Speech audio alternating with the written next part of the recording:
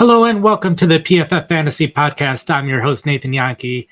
It was a crazy day of football and utilization in fantasy football this week. I feel like I say that every week, but this week it was especially true. The early games, the 1 p.m. games, there were so many injuries. Just in that first quarter, there were lots of players who played a couple snaps, and then that was basically it for them. Pretty disappointing to see that so many players were out with injury, but it made it interesting to track, and it did give a lot of undrafted rookies opportunities to play, players who have not seen the field in the NFL yet. So at least there was a bright side to some of these injuries. For the most part, we don't know how long a lot of these players are out for. So while I go over my top 5 recaps for the week, I will probably avoid most of the injury situations just because I don't want to go over the interesting stuff and then find out even in an hour from now that the player who is starting is just fine and won't impact anything going forward.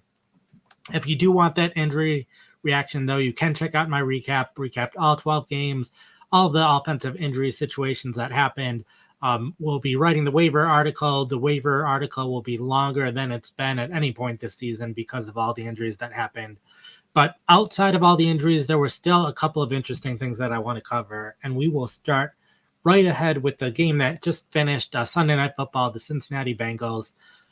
We've seen all season long there was a 2-man rotation at running back between Zach Moss and Chase Brown. Zach Moss, each of the first 5 weeks, had played a clear majority of snaps on early downs, on third downs, and 2-minute drills, and short yardage, goal line snaps, everything. It was clear Zach Moss was leading the way, with Chase Brown still getting significant work, primarily on early downs. But we had seen that Chase Brown had been playing better than Zach Moss so far this season. Had graded better over the first 5 weeks. Brown with a 79.8 grade compared to 67.9 by Moss. And Brown had 16 fewer carries at 41 to 57, but Brown had more rushing yards at 230 to 211. A large part just from Brown making more explosive plays, leading to a higher first down rate, more yards per carry, all that fun stuff. So we had thought Brown might be getting more work going forward. And last week we saw Moss end the game with an injury, so we thought it might be Brown who played a bit more this week, but then it was Brown who showed up more on the injury report as the week went on. Brown was questionable with a quadricep injury going into this game, but we saw a pretty big shift in how the Bengals were using their running backs this week. It was Brown seeing the majority of the work on early downs, and that's the most important situation for a fantasy running back to play. I did research this offseason, and I'd rather have a running back playing early downs primarily and have someone else take all of the other situations than the other way around. So this looks fairly good for Brown. He seemed like a very good buy low candidate for most of the game since the two had been fairly similar in terms of rushing production. Both had 6 carries up until the last drive or 2 of the game. Receiving, Brown had 1 more reception, so seemed pretty evenly matched. But then Brown, they were using him to close out the game, fumbled the ball out of bounds, and the Bengals trusted him to continue running with the ball after that point, which was good to see. Lots of times you see running backs fumble and don't return to the game. James Conner did not return to the Cardinals game after he fumbled, which I'm not sure how much of that actually had to do with the fumble, but it was still interesting to see situations like that are definitely happen. Dylan Labe, another one for the Raiders. His only offensive snap was a fumble, and then he didn't return on offense. But anyway, they trusted Brown. He ran the ball for a touchdown, even though it would have been better if he had just slid and closed out the game, but he scored anyway, which helped anyone who trusted him in fantasy leagues this week, and also kind of made it a bit harder to trade for him this week. But I think out of the two, Brown is probably going to be the player who will score more fantasy points going forward. I think if the Bengals offense starts to put things together and starts winning more games, scoring a lot more points like we have seen them do at times over these past couple seasons, I think we could see both running backs have fantasy relevancy since they would both see a lot of carries. But I think Brown will be the one who gets the most carries for Cincinnati going forward. So that covers the Bengals situation. I will cover the Chargers next before I get into some of the questions from the chat and comments from the chat.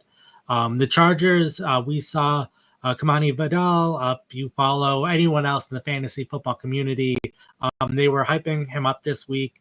I've also been a fan of his work. I just know a lot of other people are fairly big fans of him, so definitely wanted to cover his situation with the Chargers. Gus Edwards landed on injured reserve this past week, so he will at least miss the next 3 games, which will mean we'll see this kind of rotation for the Chargers going forward. And it was a situation where both running backs were used very interchangeably throughout the game. It wasn't like one of them was an early down back, one was a third down back, or anything like that. It was just very consistently Dobbins would be in for the start of drives, and then after a play or 2 or 3, Vidal would get rotated in, and the two would rotate if it's a longer drive going in and out for each other. So it was just Dobbins seeing roughly 2 to 3 times the amount of work. Dobbins definitely the clear runner for the Chargers still, the clear target in the passing game as well. With Dobbins getting, I think it was 26 carries this week. Vidal did get a receiving touchdown, so that was very good to see. So for me, this is something where I'm still trusting Dobbins in fantasy starting lineups going forward. No, his efficiency was very good early in the season, slowed down a little bit in weeks 3 and 4. It's pretty clear after this game they still trust him to be the primary running back.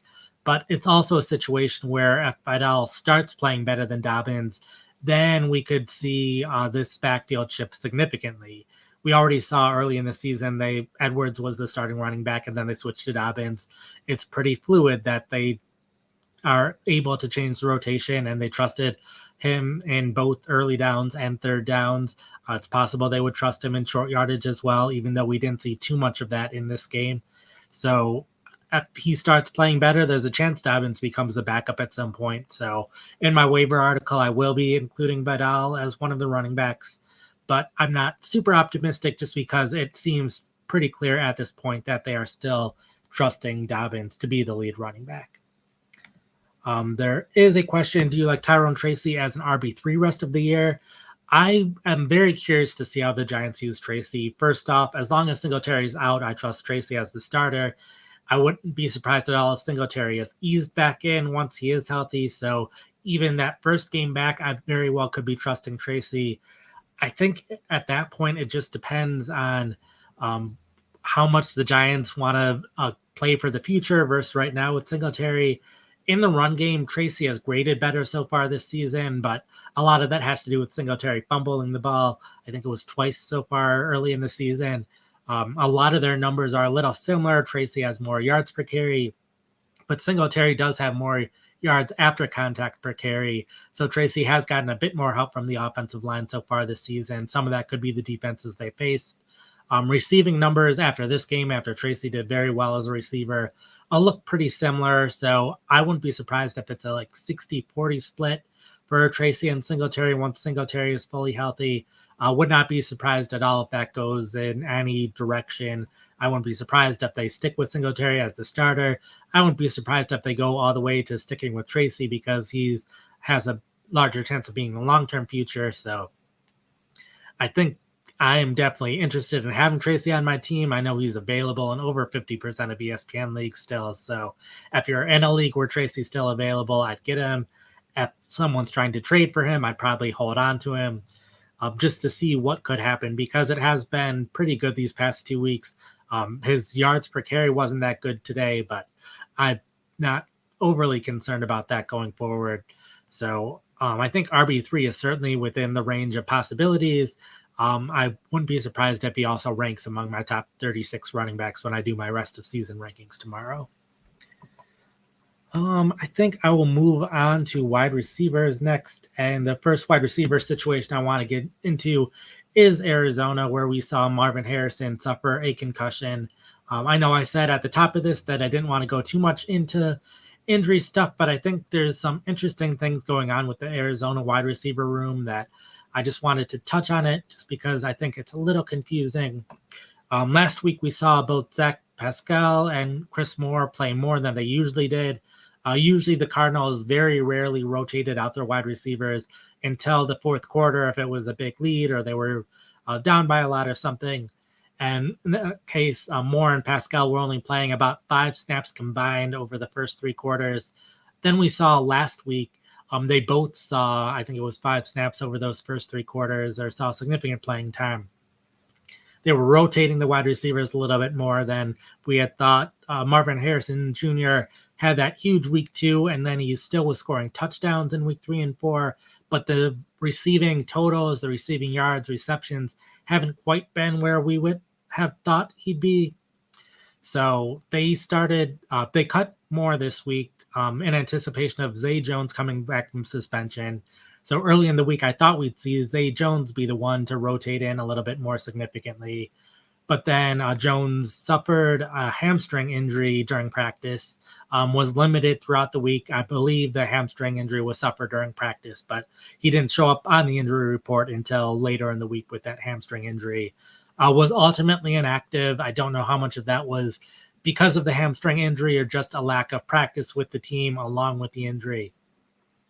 But we saw Zach Pascal be on the roster, but we also saw Xavier Weaver, who played 3 snaps in 12 personnel on the second drive of the game, played all 3 of those snaps. Wilson took 2 snaps, Harrison took 1. Weaver also took a snap from Greg Dortch on that drive in 11 personnel. On the third drive, he also played in 13 personnel, which is 3 tight ends, 1 wide receiver, so he was the sole wide receiver on the field. Pascal also took a snap for Harrison on that drive.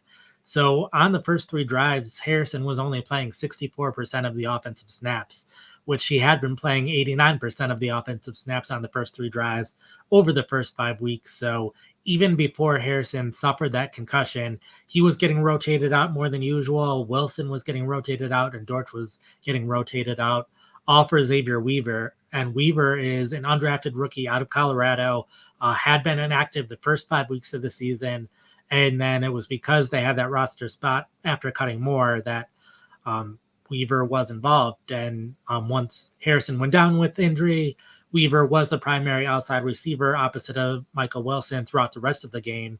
So even though a large part of it had to do with Harrison's injury, he surpassed Zach Pascal on the depth chart, which was surprising to be the outside receiver there.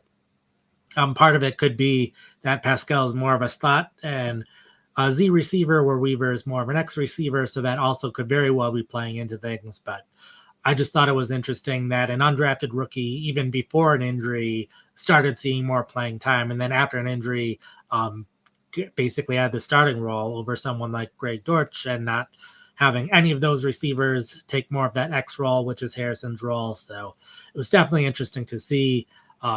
We could see Zay Jones back next week, but Jones is also someone who has kind of been more of a slot receiver or a Z receiver at times in his career. So Weaver, someone who could continue having more playing time.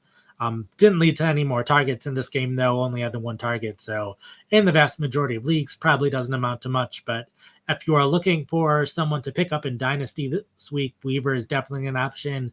There are a lot of players also this week that probably are available in a decent amount of Dynasty leagues, a lot of undrafted rookies who started seeing playing time, or just players who were late draft picks who might not be rostered in as many leagues. Definitely some interesting names that I did not think I'd be writing about in the recap this week. So if you are in Dynasty leagues interested in those kind of players, or just in those very, very deep leagues, I know I'm in a 32-team league. I'm in a 14-team Dynasty league where we can start up to 6 running backs or up to 6 wide receivers. So these guys are interesting to me in those kind of leagues. So if you're in those leagues too, the recap article definitely has a couple of those guys as well as Weaver. Other wide receiver situation I wanted to cover today was the Pittsburgh Steelers with George Pickens. A lot was made last week with Pickens playing time.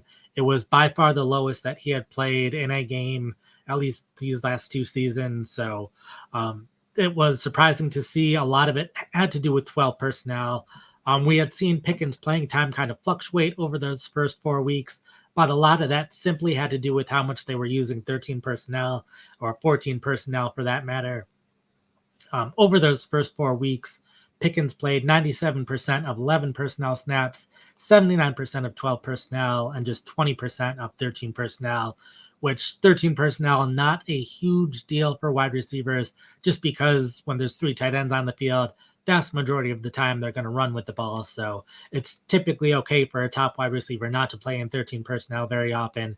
A lot of teams end up using one of their backup wide receivers who's a better run blocker on those kind of plays. So it wasn't a big deal those first 4 weeks.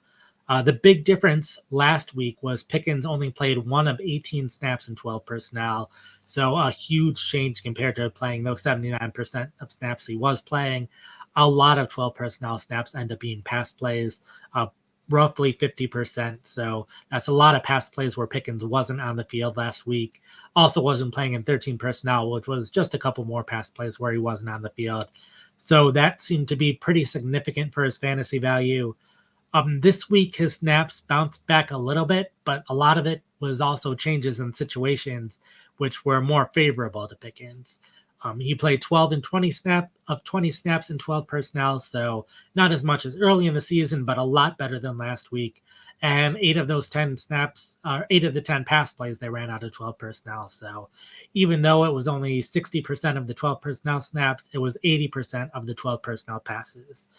Similarly, took 8 of 19 snaps out of 13 personnel. So part of his low snap total in this game was simply the Steelers running a lot of 12 personnel or 13 personnel this week. He still played in 8 of those, which was more than usual. And out of the 6 pass plays they ran out of 13 personnel, he was in for 4 of them. So there were only a couple of pass plays throughout this game where he was off the field. So even though snap-wise it doesn't look like a significant increase in snaps for him, he was on the field on a much higher percentage of pass plays. So much more comfortable keeping Pickens in fantasy starting lineups, just depending on the league. No, he probably hasn't been producing quite as much as a lot of fantasy managers like, but he is still the clear top option among the Steelers and always has that possibility of making a big play. So trusting Pickens a bit more this week than I was last week. Probably someone worth considering as a buy low option. Did have one question about Drake May and Demario Douglas. Good to see Demario Douglas getting a lot of usage in this game. I've been kind of staying away from Douglas for the most part off the waiver wire prior to this week, just because I was always concerned that a wide receiver would emerge on the outside as a clear top wide receiver. And also Kendrick Bourne had a history of playing in the slot as well. So I was worried about Bourne potentially taking some of those snaps, but it has been pretty clear that Douglas is continuing to play all those 11 personnel snaps, and the Patriots are pretty consistently playing from behind. So the Patriots have to use a lot of 11 personnel, and Douglas is getting all of those targets, and no one else has emerged as an outside receiver. So I am trusting Douglas a lot more this week now that he's had 3 pretty good weeks, 3 pretty good games in the past 4 weeks. So I believe Douglas will be one of my higher waiver wire targets this week. Drake May as well, especially considering I'm pretty sure he has a good matchup this upcoming week. So May also one of the better waiver wire targets for the week. Last situation I want to cover, and this was a little bit worrisome for me, and that's Sam Laporta with the Detroit Lions. If you've been reading my work this season, you've read about the tight ends and how there's been a pretty dramatic shift in how a lot of teams are using their tight ends this season. A lot of teams using 2 tight ends in 12 personnel and then a different tight end in 11 personnel. We're seeing this a lot out of Washington, for example. We've been seeing this at times in Seattle. Just saw it again last night with the Cincinnati Bengals. 6 or 7 teams who have been using it pretty frequently this season. And Detroit started using it a little bit more this week as well. In 12 personnel, Brock Wright took 18 snaps, which Wright throughout the last 2 seasons has been very consistently playing in 12 personnel. The big difference is Parker Hesse played 16 snaps in 12 personnel compared to just 14 from Laporta. And this is over the first 3 quarters of the game, not counting the 4th quarter where the Lions took a lot of their starters out, including Laporta. So if you're looking at this graph, a lot of this does have to do with the Lions just blowing out the Cowboys and not playing a lot in the 4th quarter. But the change in 12 personnel over those first 3 quarters was still a pretty dramatic shift from what we've seen before. Laporta had played 97.5% of snaps in 12 personnel in the first 3 quarters all of last season, and over the first 4 weeks of this season had played 85% of snaps in 12 personnel in the first 3 quarters. So going from 85 to 58.3% is a pretty dramatic shift in 12 personnel usage. It's still not as bad as a lot of other teams and how they're using their receiving tight end in 12 personnel, but this is still a number of passing plays where Laporta is not on the field. And we're already at the point where Laporta is not seeing nearly as many targets as we had hoped for this year. So that is pretty concerning for me. He did have the 1 target in this game, which was a 52-yard touchdown. So that was the saving grace for anyone who kept him in your lineup this week. But that is concerning going forward that he's still not seeing the targets, and he was getting rotated out more in 12 personnel, which is more run situations, but there is a number of pass plays. So that's fewer routes that the tight end's on the field, which means fewer opportunities to catch the ball. So if you have Laporta, I would be okay if you are trying to trade him at this point. Now might be a sell high time just because he scored the touchdown.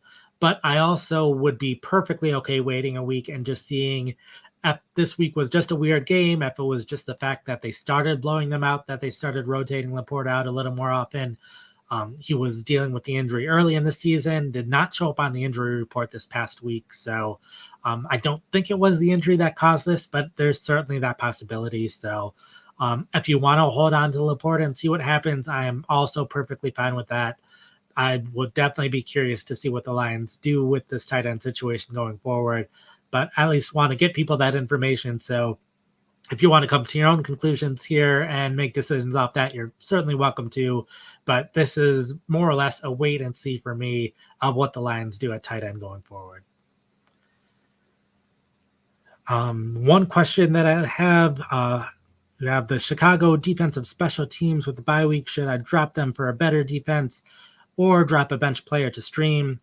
For the most part, I am perfectly happy streaming defenses, even if they are playing well. A large part of this just has to do with how many people are in your league, how many people are keeping 2 defenses. If you're in a league where over half of the defenses are available each week, then I'm perfectly happy to stream them. If there are not that many defenses, then I might be more willing to drop a bench player, but that then depends on how big your bench is. So I think that'll cover it for me for the recap. If you have any other questions about what went on, I hopefully covered it in the recap article. There was a lot to cover this week. Each week I feel like there should be less and less as there's more situations that seem like they should be consistent from one week to another, but with all the injuries that happened this week, as well as all the injuries to running backs that have happened recently where the starting running backs were out this week, there were just a lot of things to cover. So all of that's in the recap. In terms of my written schedule, the recap's up now. The top 10 recap and waivers will be up tomorrow. Then I will have the Monday Night Football recap, 5 to add, 5 to drop, 5 to buy low, 5 to sell high on Tuesday, rest of season rankings on Tuesday, week 7 rankings in the afternoon, followed by start sit later in the week, as well as the Thursday night recap. In terms of the podcast, I'm sure John is probably almost done recording the IDP podcast, and that'll be up tomorrow. The IDP recap, that is. I will be on with John on Tuesday for waiver wires. I wouldn't be surprised if that is a longer podcast, just depending on how much injury news we get over this next, 24 or 36 hours or so. After that, John will have his usual IDP episode, and then John and Nick will be back for start set later in the week as well. I did get a question or two about Trey Benson, so I will close with my thoughts on Trey Benson. In terms of how he looked, like I didn't get to see every snap of every game, so I can't speak exactly with how he looked. I know he averaged more yards per carry than James Conner this week, and the fact that Conner missed the start of the third quarter was a little surprising. Saw reports that he was getting taped up at that time, but the fact that Benson was seeing more playing time was noteworthy to me, and that James Conner needed that time to get taped up. He could be dealing with something which could lead to more Trey Benson time going forward. So I don't think he has seen enough playing time to make a big conclusion for how good Trey Benson is or has been so far this year. I haven't been surprised with his playing time since James Conner was supposed to be the starter and Benson not really the third down back. So his usage hasn't been surprising, but I wouldn't be surprised if we see a little bit more Benson going forward after James Conner had the quiet game and potentially dealing with something. So Benson is someone that I'd be interested in picking up. If you have him, I'd hold on to him. Give him an opportunity to get some more carries at a time that's not garbage time or blowout. That I think that's necessary before we can have too big of a judgment on Benson. So that covers everything. I will mention, if you want a PFF Plus subscription to get information about snaps and grades on players and defensive players as well, get the stats on the players, since I largely just focus on the utilization of players. You can get all of that with a PFF Plus subscription. Plus, that's how you get access to all of my articles that are not recap articles, as well as my rankings. So definitely go ahead and check that out. But that'll cover it for me. And until next time, peace out.